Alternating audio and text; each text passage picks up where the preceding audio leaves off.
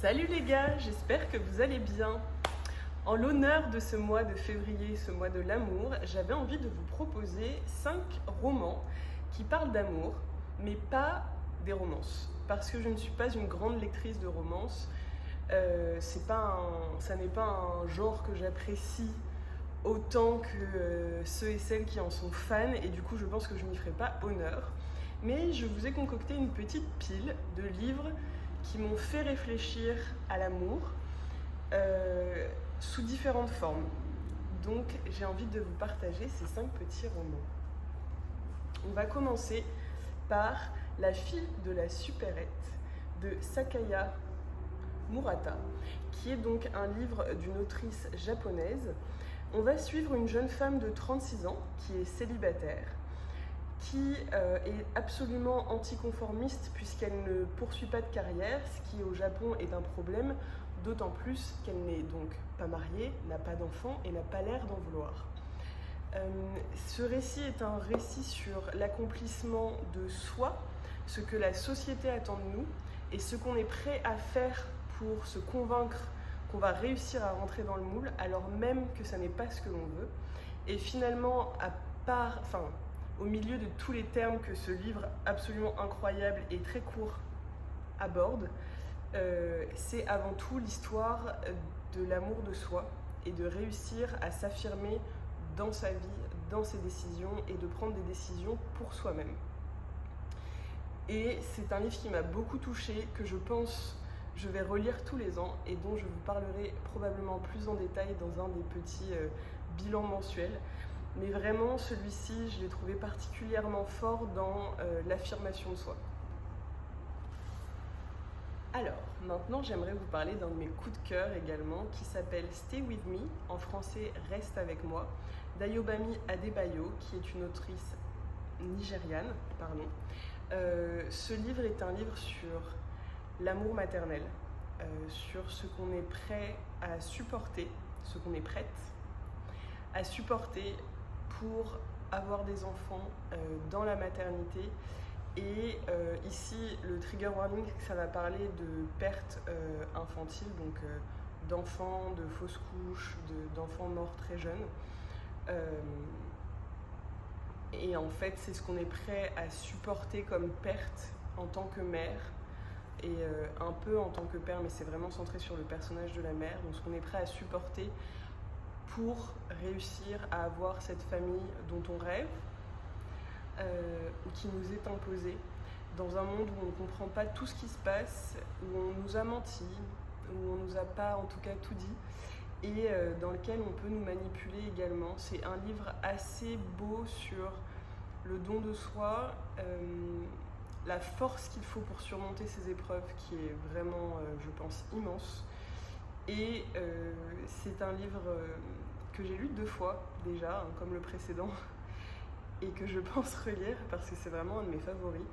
C'est un livre qui est très émouvant, je trouve, et dans lequel à la fois la culture nigériane sur les enfants morts est très bien décrite sans rentrer dans des détails socio-culturels, mais juste parce qu'ils font partie de l'histoire, c'est très bien intégré à l'histoire, et dans lesquels on a aussi des belles réflexions sur la parentalité et la douleur.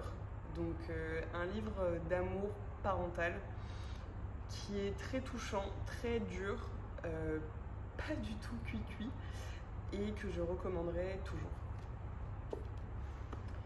Alors, qu'est-ce qu'on fait? Est-ce qu'on parle du livre câlin ou est-ce qu'on parle d'un livre un peu plus dur? On va passer d'abord sur le livre un peu plus dur et on finira sur les livres câlins après.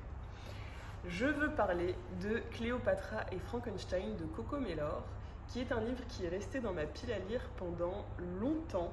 J'ai pas beaucoup hésité, mais j'ai eu beaucoup de mal à me le procurer. Et donc quand je l'ai vu dans ma librairie, j'ai sauté dessus. Et c'est un livre dans lequel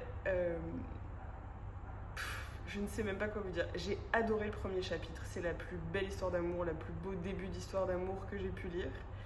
Et puis on tombe dans des relations ultra toxiques avec 2 personnes qui sont totalement dans leurs addictions qui n'arrivent pas à s'en sortir et qui vont se faire beaucoup de mal dans cette relation.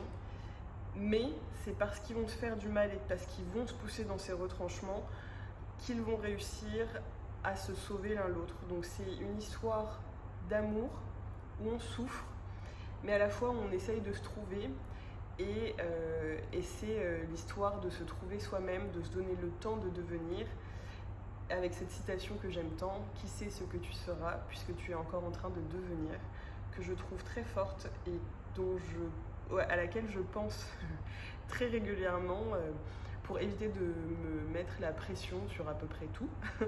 Et du coup, c'est vraiment un livre qui a été douloureux à la lecture, mais qui me reste en tête et qui m'a beaucoup marqué, que je pense relire un jour, mais pas tout de suite. Et j'ai d'ailleurs, à cause de lui, un peu peur de me plonger dans Blue Sisters de Coco Mellor, donc de la même autrice. Ensuite, je vais vous parler de mes livres câlins. Il y a un homme sur la liste et il s'appelle Elvin James Mensah. C'est un Anglais d'origine ghanéenne qui nous a offert dans Small Joys une ode à l'amitié. Vraiment, c'est juste une ode à l'amitié. C'est une histoire sur un garçon homosexuel qui doit trouver sa place dans une famille ghanéenne très croyante, avec tout ce que ça implique, avec des origines africaines et tout ce que ça implique, et qui va devoir se trouver une famille, et qui trouve une famille qui est absolument parfaite en la place de ses amis, et notamment son meilleur ami dont j'ai oublié le nom, que j'ai trouvé absolument fantastique, dans le sens où il cherche, cherche à savoir qui il est sans jamais se juger, et qui cherche à aimer les gens sans jamais les juger, parce que lui-même, on l'apprendra plus tard dans le livre, a vécu des événements qui l'ont vachement perturbé et qu'il n'a pas envie de voir se reproduire sur ses amis. Et la conclusion de cette histoire, c'est un peu « si on peut être bon, autant l'être ». Mais ça se voit dans chaque action qui est prise envers ses amis, ses amours, sa famille. Donc c'est vraiment une histoire que j'ai trouvée câlin. C'est un livre que j'ai adoré. J'avais l'impression qu'on me grattait les cheveux en me serrant très fort dans les bras. Donc c'était vraiment un moment absolument adorable que je recommande à 100%. Et enfin, To Paradise de Anya Yanagihara, dont je vous ai déjà parlé plusieurs fois et dont je ne cesse de ressasser l'amour que j'ai eu pour ce livre. Et plus le temps passe, plus je me rends compte à quel point j'ai aimé ce livre, et je pense que je vais du coup devoir lire les autres livres de cette autrice pour me faire une idée de son univers. Mais vraiment, là-dedans, j'ai beaucoup aimé l'écriture. Et c'est important de le dire, j'ai trouvé qu'elle avait une plume qui était absolument fabuleuse, dans le sens où elle évolue avec les siècles dont elle parle dans les livres, parce que To Paradise, c'est un recueil, on peut dire, de 3 nouvelles, et celle dont j'ai particulièrement envie de vous parler, c'est la 3e, qui fait la moitié du livre, qui s'appelle Zone 8, et qui parle de 2 choses. D'abord, l'amour d'un grand-père pour sa petite fille, et ça, je trouve que c'est trop absent dans les livres, et c'est vraiment quelque chose que je trouve d'absolument magnifique. L'amour de la génération après celle de nos enfants, celle qu'on connaît peut-être le moins, mais qu'on juge moins surtout, et pour laquelle on a le plus de douceur. Et c'est vraiment très bien retranscrit dans ce livre, dans les 3 histoires, mais la 3e, c'est vraiment celle qui m'a le plus marquée.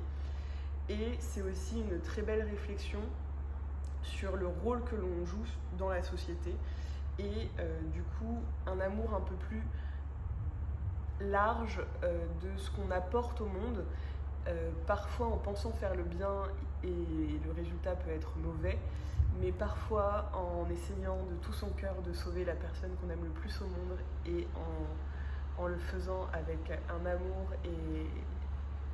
et des sentiments d'une sincérité absolue.